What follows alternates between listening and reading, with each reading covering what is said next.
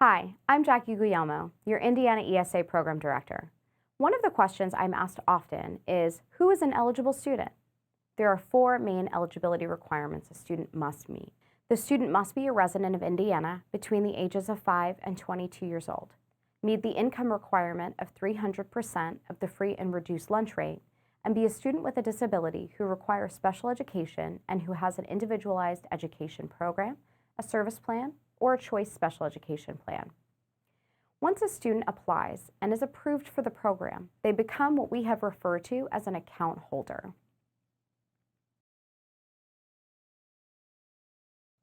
There are no specific disability requirements under our law.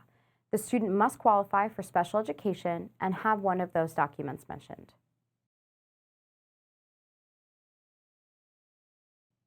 Yes, accounts will terminate upon a student's graduation or when they obtain a certificate of completion. At that time, they will no longer have access to their account funds. In addition, each year they must submit documentation proving continued eligibility, meaning they are still a resident of Indiana, who meet the income requirement and require special education. If they fail to meet one of these eligibility requirements, they may risk losing their account.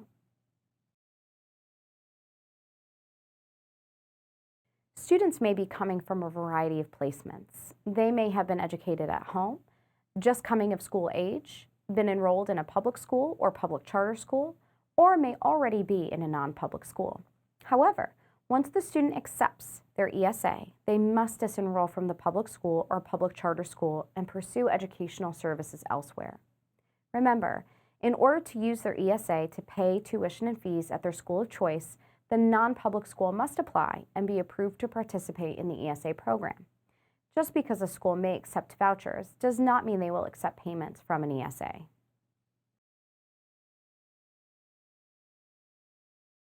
No, while both options provide families with greater control over their students' education, they are classified differently under Indiana Code and subject to different regulations.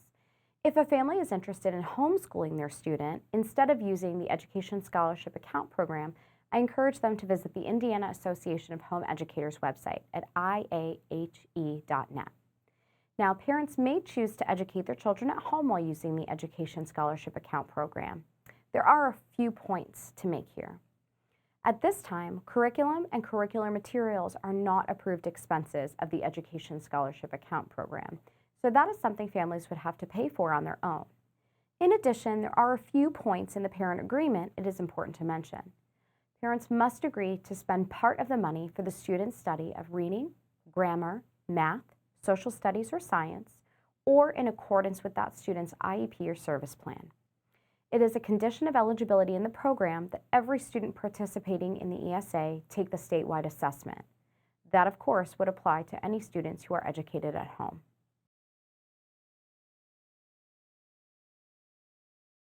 This is a great question. The only scholarship a student may not accept during the same school year as an ESA is a choice scholarship or a voucher. If a student is a recipient of a different educational scholarship, that will not be considered when they apply for the ESA.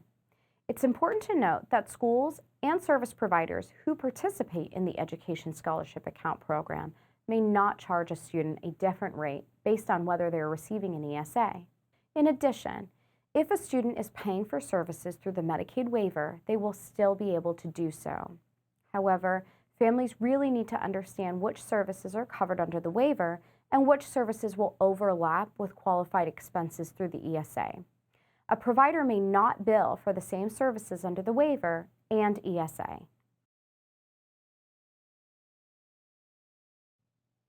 Absolutely. Working with so many students and families throughout my career and attending countless IEP meetings, I know how difficult it can be to understand everything that comes along with choice. Families will have many supports at their fingertips, so let me discuss a few. First, our website will house a list of advocacy groups available that can provide information and resources to our families. Next, each family will be assigned to a coordinator upon application that can help them navigate the application process, use the search function on our portal, and troubleshoot any issues along the way. Finally, the Indiana Department of Education has hired on an ESA coordinator that will provide advice upon request to families relating to services that can help meet their students' particular needs. That wraps it up on student eligibility. Be sure to check out our next video on the ESA QA video series, where we will learn more about participating entities and how to become one. All of these videos can be found on the ESA program YouTube channel or our ESA website at in.gov/tos/INESA. You can also follow our Facebook or LinkedIn pages for fun facts, updates, and important program information. Just search Indiana Scholarship Account Program. Thanks again.